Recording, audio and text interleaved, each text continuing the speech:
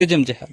Tourism జిహాద్ ఏం కొత్తగా రాలేదు, వాళ్ళు ఎప్పటి నుండి ఉన్నది. కాకపోతే ప్రజల్లో అవగాహన లేదు. ఇది ఎన్నిసార్లు చెప్పినా కూడా మీరు చూసి చూడనట్లు వదిలేస్తారు. కాకపోతే కనీసం ఈ వీడియో 10 మంది కానీ షేర్ చేయండి. అంతకు మించి మనం హెల్ప్ చేయాల్సిన అవసరం ఏం లేదు. ఏం రోడ్ల మీదకి వచ్చి నిరసనలు చేయాల్సిన అవసరం లేదు. మీకు ఒక కథ చెప్తా, మీరే నిజ నిర్ధారణలు చేసుకుని ఇందులో ఎంతవరకు నిజం ఉందనేది మీరు తెలుసుకోండి. మహారాష్ట్రలోని జల్గావ్ జిల్లా నుండి 125 మంది పర్యాటకుల బృందం రైలులో ప్రయాగరాజ్కు చేరుకుంది. ప్రయాగరాజ్ చేరుకున్న తర్వాత గ్రూప్ లీడర్ కేసర్వాణి ట్రావెల్స్ కి చెందిన 3 పెద్ద అలాగే చిన్న బస్సులను బుక్ చేస్తాడు. బస్సులు గోరఖ్పూర్ సోనౌలి ఇంటర్నేషనల్ బార్డర్ నుండి 8 రోజుల పర్యటన కోసం నేపాల్ దేశంలోకి ప్రవేశిస్తాయి. ప్రయాణికులను ప్రయాగరాజ్, చిత్రకూట్, గోరఖ్పూర్, అయోధ్యధామ్ మరియు నేపాల్లోని ప్రసిద్ధ పర్యాటక కేంద్రమైన పోఖారాకు చేరుకుంటాయి. మరుసటి రోజు ఉదయం 8 గంటలకు 3 బస్సులు పోఖారా నుండి కాఠ్మండు వైపు బయలుదేరాయి. గోరఖ్పూర్లోని ప్రిపైచ్లోని నివాసం ఉంటున్న ముస్తాఫా అలియాస్ ముర్తాజా డ్రైవర్ గా ఉంటాడు. దానికి బస్సు 1000 అడుగుల లోతైన లోయలో పడింది. ఫలితంగా 30-40 మంది యాత్రికులు చాలా దారుణంగా మరణిస్తారు. డ్రైవర్ మాత్రం దూకి తన ప్రాణాలు కాపాడుకుంటాడు, లేదా చిన్న చిన్న గాయాలతో బయటపడతాడు. ఈ కథ మీరు విన్నప్పుడు ఇది కథ కాదు, కథ అని చెప్పాను కానీ కథ కాదు, ఇది నిజం. ఇదే జరుగుతుంది. గత 2-3 దశాబ్దాలుగా జరుగుతున్నటువంటి విషయం. మనం తెలుసుకోలేక మనం ఒక మూర్ఖులుగాను లేకపోతే గుడ్డివాళ్ళుగాను ఉండిపోతున్నాం. ఇది ఒక షార్ట్ ఫిల్మ్ కథ కాదు, ఒక సినిమా కథ కాదు. నిన్న జరిగిన ఒక యథార్థ సంఘటన.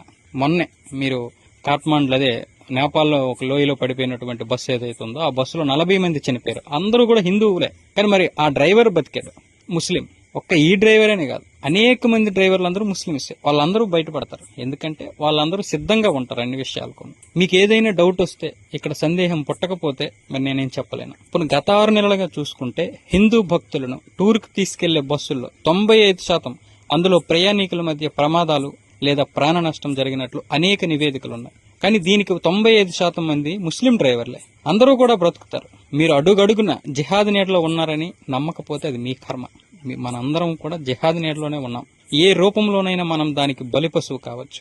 అంతేకాదు, మీరు చెక్ చేసుకోండి, గత 3 నెలల నుంచి ఎప్పుడైతే ఇండి కూటమికి 230 సీట్లు వచ్చాయో దాని తర్వాత ఈ జిహాద్ అంతా కూడా ఊపందుకుంది. నిన్ననే ఢిల్లీ పోలీసులు ఎంబీబీఎస్ డిగ్రీ చదివిన ఓ ఉగ్రవాద సంస్థకు డైరెక్టర్ గా ఉన్నటువంటి ఒక ముస్లిం వైద్యుడిని అరెస్ట్ చేశారు. గోరఖ్పూర్ మెడికల్ యూనివర్సిటీకి చెందిన ప్రముఖ DCH doctor Kafeel Khan child health care unit కు అధిపతిగా ఉన్నప్పుడు ప్రతి సంవత్సరం మెనింజైటిస్ తో వందలాది మంది పిల్లలు చనిపోయారని మీకు గుర్తుండే ఉంటుంది. యోగి ప్రభుత్వం అతన్ని పదవి నుంచి రిలీవ్ చేసినప్పటి నుండి గోరఖ్పూర్ మెడికల్ కాలేజీ నుండి ఇప్పటి వరకు ఒక్క చిన్నారి కూడా మెనింజైటిస్ కారణంగా మరణించినట్లు నివేదించబడలేదు. ఇది కల్పితమా లేదా ఊహాత్మక విషయాలు కాదు, ప్రతిదీ ధృవీకరించబడింది, అలాగే రికార్డు చేయబడింది. ఇప్పుడున్నటువంటి పరిస్థితులు చాలా సున్నితమైనవి. మనం ప్రతి క్షణం, ప్రతి చోట, ప్రతి పరిస్థితుల్లో అప్రమత్తంగా ఉండాలి. లేకపోతే ఇస్లామిక్ జిహాద్కు ఎప్పుడు బలవుతామో మనకే తెలియదు. మన పిల్లలు కూడా ఎలాంటి పరిస్థితిలో ఉన్నారో, ఎంత ప్రమాదంలో ఉన్నారో ప్రతిరోజు చెక్ చేసుకోవలసినటువంటి పరిస్థితి. మీ పిల్లలు లవ్ జిహాద్కి బలైపోతున్నారా? మనం ల్యాండ్ జిహాద్కి బలైపోతున్నామా? లేకపోతే బిజినెస్ జిహాద్కి బలైపోతున్నామా? లేకపోతే హాస్పిటలైజేషన్కి బలైపోతున్నామా?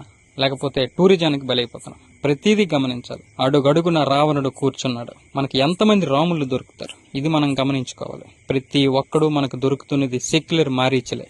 వందలు, వేలు, లక్షల సంఖ్యలో మారీచులు హిందువులను భ్రమింపజేస్తున్నారు. చెప్పాల్సింది చెప్పాం, ఇక అది మీ ఇష్టం. మీరెంతవరకు దీన్ని చేరవేస్తారో చేరవేయండి.